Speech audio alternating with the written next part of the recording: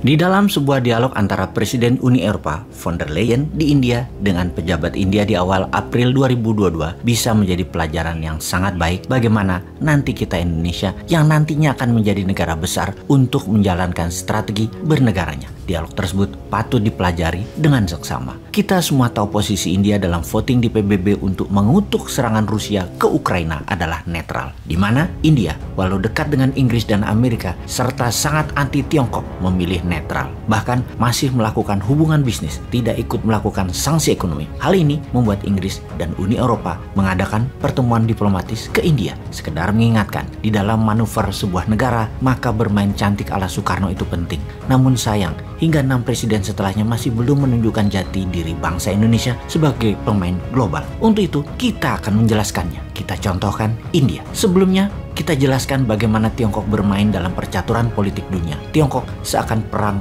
lawan Amerika. Namun transaksi terbesar dagang ternyata Tiongkok impor dan ekspornya ya ke Amerika. Begitu juga Amerika. Transaksi terbesar negaranya ya dengan Tiongkok, baik ekspor ataupun impor.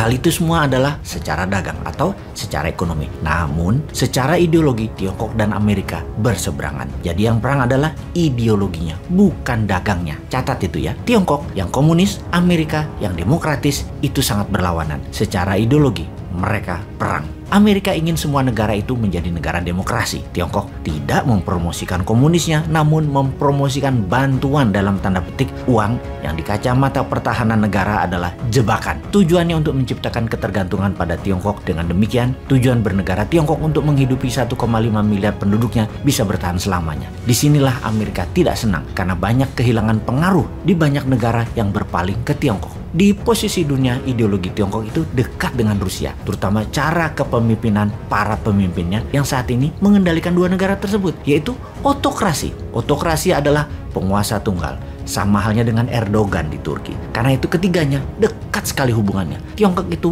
membangun hubungan lebih personal pada mitra negara-negaranya. Xi Jinping dekat dengan Putin, dekat dengan Erdogan, dan Putin juga dekat dengan Erdogan. Mereka telepon-teleponan mungkin tiap minggu 1 kali selama menjabat. Dekat sekali hubungan pribadi mereka. Dan ingat, padahal Turki itu NATO loh ya. Kembali ke India. Ketika India ditekan Amerika dan Eropa Barat, Menteri Luar Negeri India menjawab taktis tekanan tersebut yang membuat ketua delegasi Uni Eropa tersebut terdiam. Ketika dikatakan oleh delegasi Uni Eropa, membeli minyak Rusia artinya membantu Rusia membunuh manusia tak berdosa di Ukraina. Maka jawaban panjang Menteri Luar Negeri India dengan mengatakan, siapa sesungguhnya yang membeli minyak dan gas dari Rusia yang terbanyak? Dari 12% minyak dunia yang dihasilkan oleh Rusia, 70%-nya dibeli oleh Eropa Barat, dan hasil gas alam Rusia, Eropa Barat membeli 60%-nya. Sudah sejak lama Eropa Barat bergantung pada Rusia. Kemudian dilanjutkannya. Untuk membangun kekuatan perang Rusia, Rusia memerlukan waktu lebih dari 20 tahun hingga kekuatan militernya tercapai di posisi sekarang. Artinya, uang dari Eropa Barat lah yang terbesar membuat kontribusi pembangunan kekuatan militer Rusia untuk menjadi seperti saat ini. Mengapa kalian, Amerika dan Uni Eropa, bersikeras menekan India dan melarang India bertransaksi menggunakan rubel membeli minyak Rusia dengan menuduh membantu Rusia membunuh manusia tidak berdosa? Ini pertanyaan sekaligus pernyataan yang membuat delegasi Eropa dan Amerika diam tidak berkutik. Kikuk, diskakmat begitu.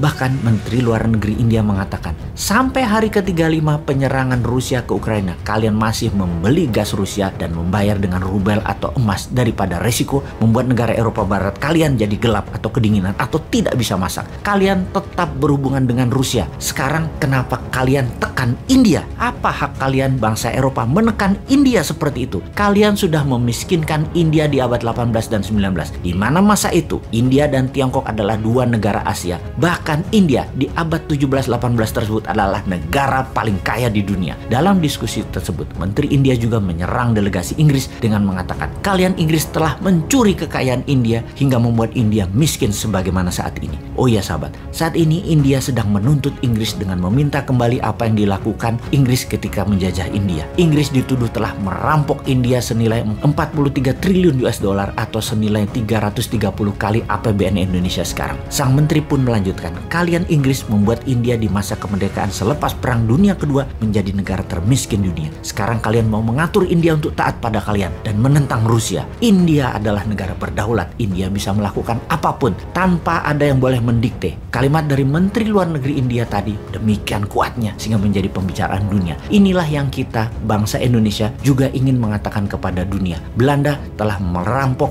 lebih dari 30 triliun dolar. Harus kita buat jera itu Eropa Barat. Indonesia harus menuntut dan meminta hak kita dengan menyuarakan kedaulatan negara Indonesia tanpa takut akan pengaruh Tiongkok, pengaruh Amerika, dan pengaruh Eropa untuk punya hak hidup sendiri di atas kaki sendiri. Kita tuntut mereka semua. Sulit kalau Indonesia pakai uang IMF karena ada uang Belanda di sana misalnya. Sulit kalau kita mau berdiri netral, beli minyak Rusia agar harga BBM rakyat murah karena 20% lebih murah beli minyak Rusia daripada minyak Arab dan minyak Amerika, agar Indonesia sungguhnya bisa lepas subsidi minyak. Karena takut ditekan Eropa Barat dan Amerika, kita tidak berani beli minyak Rusia. Tiap proyek saja bisa nggak tidak bergantung pada uang Tiongkok, tidak tergantung pada teknologi Tiongkok, tidak tergantung pada SDM Tiongkok, tidak bergantung pada hutang dolar Amerika, dan kendali politik luar negeri harus ikut kebijakan negara lain. Bisa nggak itu berhenti? Rindu rasanya memiliki negara yang utuh, dan inilah sebenarnya yang banyak di negara Afrika menginginkan. Perang deh lu di Eropa Timur. Di sisi Indonesia, kita harus punya rencana bernegara. Salah satunya membangun tanpa Tiongkok, membangun tanpa dolar. Sebagai salah satu agenda Indonesia berdaulat 2045. Kita mungkin ada baiknya melihat India dulu kali ini. India itu menyebut virus corona sebagai virus Wuhan. Ini menunjukkan tuduhannya dengan jelas siapa yang memainkan virus itu. Atau pihak barat menyebut Putin sebagai autokrat Rusia atau penguasa tunggal Rusia. India menyebut Putin dengan sebutan yang terhormat, His Excellency. Sahabat, sebagai informasi terakhir, kemarin Amerika membeli minyak Rusia lewat Vladivostok di sisi timur Rusia untuk dikirim ke sisi barat Amerika, daerah California, yang saat ini harga bensin mendekati $7 per galon atau sekitar 22 ribuan per liternya. Beda dengan sisi timur Amerika yang rata-rata masih $6 atau sekitar 19 ribuan per liter rupiah. Di sisi timur dapat minyak dari Selat Hormuz lewat terusan Suez tentunya. Jadi akan mahal kalau dikirim ke California. Mending beli dari Rusia dan Amerika bayar pakai dolar Amerika lagi. Aneh kan dunia ini? Makanya pada sekolah di Lemhanas dulu deh baru jabat.